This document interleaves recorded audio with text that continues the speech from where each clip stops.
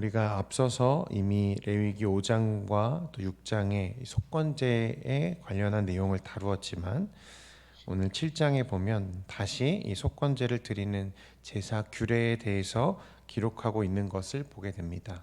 앞서 보았던 부분들은 이 속건제를 드려야 하는 이유와 해당하는 범죄, 죄의 몫에 대한 이야기들이었다면 6장과 7장은 주로 제사장들에게 주시는 제사 규례에 대한 말씀입니다.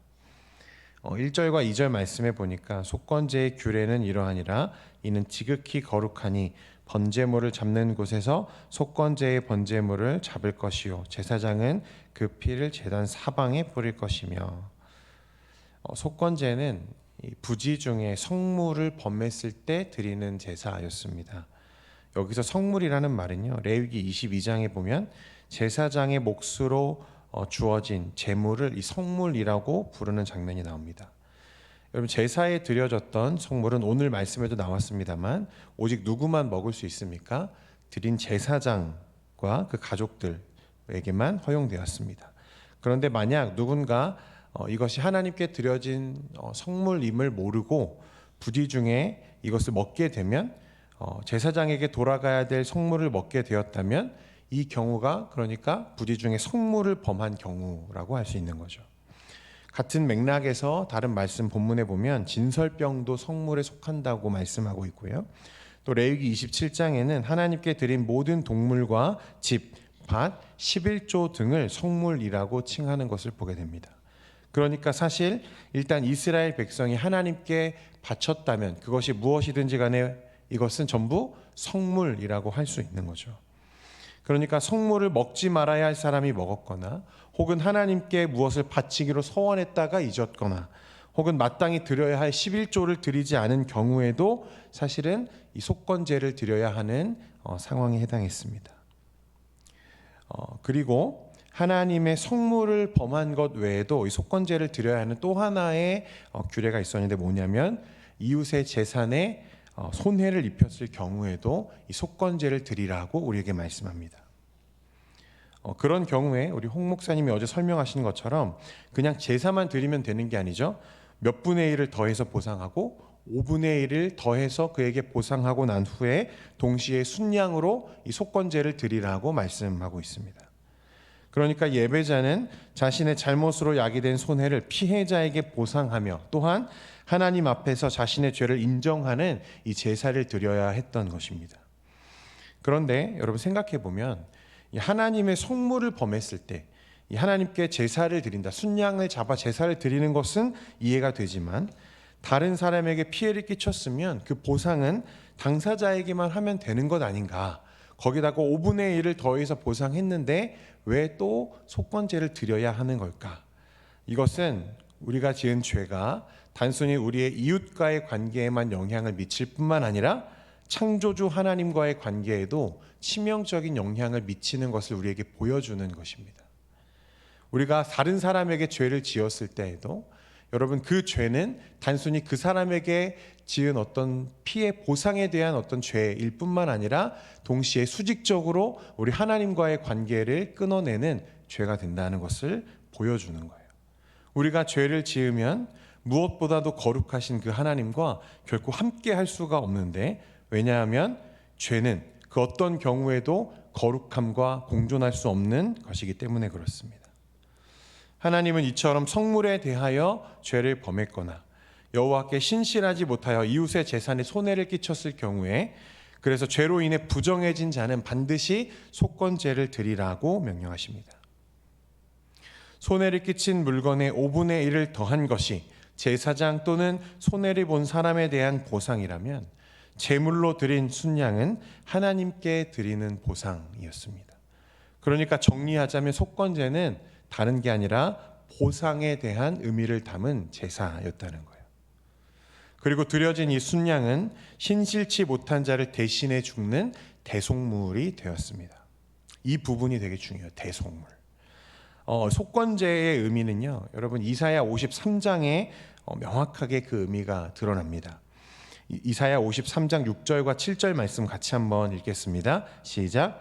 우리는 다 양 같아서 그릇 행하여 각기 제 길로 갔거늘 여호와께서는 우리 모두의 죄악을 그에게 담당시키셨도다. 그가 곤욕을 당하여 괴로울 때에도 그의 입을 열지 아니하였으며 마치 도수장으로 끌려가는 어린 양과 털 깎는 자 앞에서 잠잠한 양같이. 여러분, 이 말씀 우리가 너무 잘 아는 말씀이죠. 이사야 선지자는 이 고난받는 종을 이 제사 용어로 우리에게 설명합니다. 그 대속의 의미를 명확하게 설명하고 있죠. 우리는 신실하지 못했고 정결하지 못했지만 하나님은 우리 모두의 죄를 어떻게 하셨다고 합니까? 그에게 대신 담당시키셨다고 말씀합니다. 그가 대속했다는 거예요. 그리고 이 말씀은 10절에서 더 명확하게 이 제사가 속건제를 의미하고 있다는 것을 우리에게 보여주는데 10절 말씀도 함께 읽겠습니다. 시작.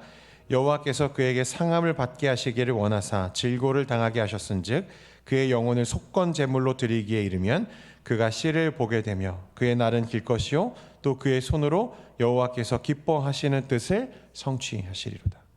하나님의 만족해하는 보상이 뭐냐면 이 속건제입니다. 여호와께서 기뻐하시는 뜻을 성취하리로다. 그러니까 구약에 반복적으로 드려졌던 이 속건제는 부지 중 성물을 범하거나 이웃에게 죄를 범하여 부정하게 된 자를 위해 대속의 제물로 드려졌던 양은 드린 자의 죄를 대신해서 죽게 되죠. 그리고 그 대속물은 무엇입니까? 장차 오셔서 우리의 모든 죄를 단번에 대속하실 예수 그리스도를 예표하는 그림자였습니다.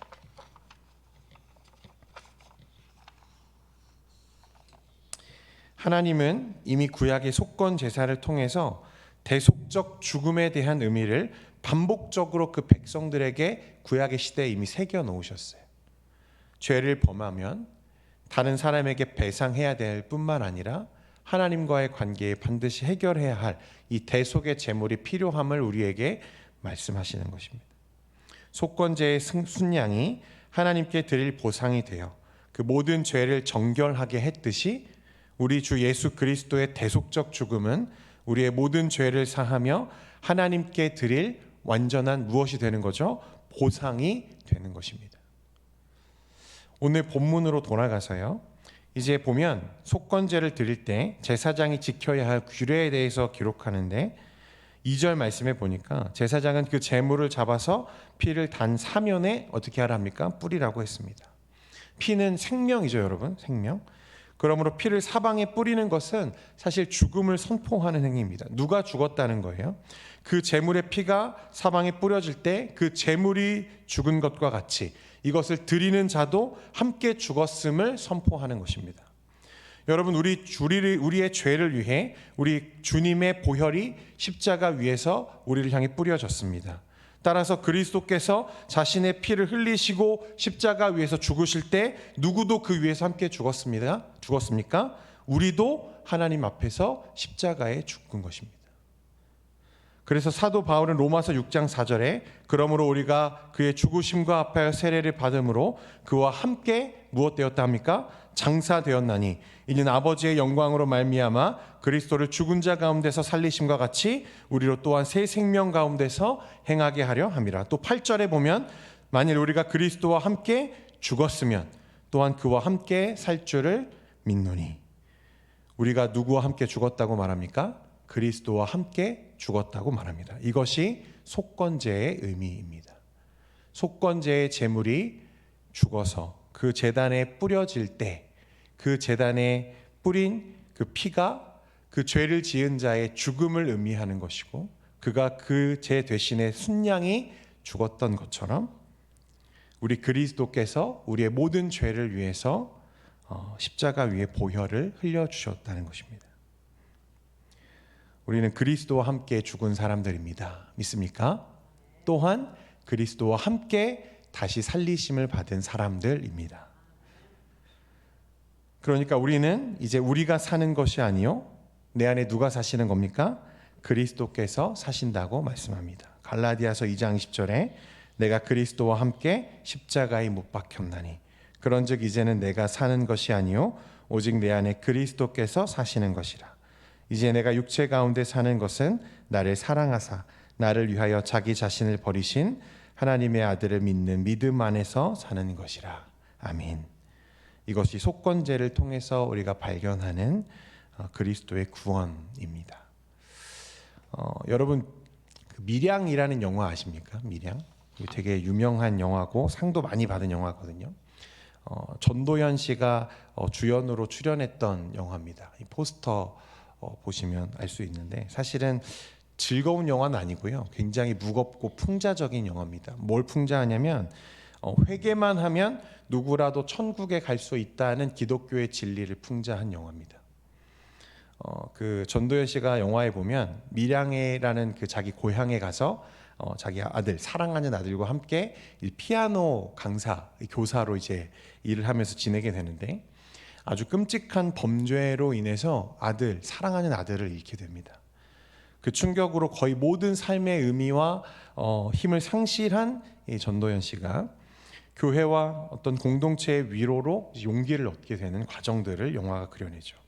그리고 마침내 용기를 내서 내가 그 죄인을 용서해야겠다 마음을 먹고 교도소에 자신의 아들을 죽인 이 범죄자를 만나러 가는 거예요.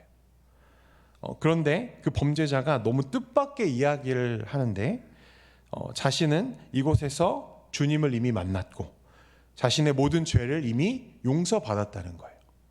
자신은 아직 용서해야 될 사람이 아직 용서하지 않았는데 이미 용서받았다고 하는 그 범죄자의 모습을 보면서 이 전도연 씨가 다시 깊은 절망과 상실의 나락으로 떨어지고 교회를 향해 돌을 던지는 모습이 이 영화에 담겨 있습니다. 영화는 그렇게 기독교의 용서 그리고 회개라고 하는 것을 신랄하게 풍자하는 영화예요. 여러분 우리가 말하는 회개는 하나님 저 죄 지었습니다. 하나님 용서해 주세요. 말로만 하는 회개가 아니죠. 오늘 속건제의 진리를 통해서도 우리가 보지만 우리 이웃에게 지은 죄는 무엇해야 됩니까? 반드시 배상해야 하고 내 이웃과 해결하고 난 후에 와서 하나님 무엇하라고 하십니까? 예배하라고 말씀하시죠. 우리의 죄는 반드시 보상해야 된다고 말하는 거예요. 그 보상은 우리 이웃의 손해를 5분의 1을 더함으로 그 마음을 합당하게 위로하는 것이고 또한 하나님 아버지께 대속의 순양을 드림으로 죄에 대한 대가를 하나님께도 지불해야 함을 성경은 우리에게 가르쳐주고 있습니다. 그런데 우리는 우리의 죄의 대가를 스스로 감당할 수 없기에 누가 오신 거예요? 예수 그리스도께서 이 땅에 오신 거예요. 그 죄의 대가는 오직 생명이기에 우리가 그 죄를 감당할 수 없어서 예수 그리스도께서 대신 대속물 되어서 죽어주셨습니다. 속건제는 다른 제사에서 해결되지 않은 측면, 즉 만족이나 보상의 문제를 다루고 있습니다. 화목제는 하나님과 사람 사이에 화해를 가져오는, 화해에 따라오는 평화와 교제를 의미하고, 속죄제는 죄로 더럽혀진 성소의 정결함을 가져다 주었다면 속건제는 죄에 합당한 대가를 지불함으로 하나님께 만족이나 보상을 가져다 주는 제사입니다. 여러분, 우리 모든 죄와 허물은 이미 예수 그리스도의 십자가 보혈로 말미암아 합당한 값이 치루어졌습니다. 믿으십니까? 그것이 은혜죠. 그러므로 사도 바울의 말처럼 이제는 내가 사는 것이 아니요 내 안에 살아계시는 주 예수 그리스도와 그 생명 안에서 우리가 함께 살아가는 것입니다. 바라기는 오늘 하루의 삶 가운데에서도 여러분 우리가 어떤 은혜를 받은 자인지를 기억하며 그 예수 그리스도와 동행하는 저와 여러분 되기를 소원합니다. 기도하겠습니다. 거룩하신 하나님 아버지, 자격 없는 우리를 위해서 예수 그리스도를 이 땅에 보내주시고 또 우리를 위하여 속건 제물 되어 주셔서 십자가 위에 그를 죽게 하시고 모든 보혈을 흘려주셨습니다. 주님, 이 같은 은혜를 우리가 날마다 묵상하며 우리가 하나님 앞에 어떤 은혜를 입었는지 잊지 않고 살아갈 수 있도록 주님 늘 우리 안에 충만한 은혜를 부어 주옵소서. 오늘 하루의 삶 가운데에도 주님 우리는 연약합니다. 우리가 넘어지지 않도록 우리를 도우시고 우리를 인도하여 주옵소서. 시간 기도의 자리로 나아갈 때 주님 우리에게 성령으로 충만케 하시고 우리가 기도하며 간구하는 모든 것이 하나님의 뜻과 또 하나님의 계획 가운데 이루어지기를 간구합니다. 우리의 연약함을 도우시고 우리의 믿음 없음을 주님 도와주옵소서. 오늘 하루의 삶 가운데에서도 주님께서 함께 하실 줄 믿사오며 이 모든 말씀 예수님의 이름으로 기도합니다. 아멘.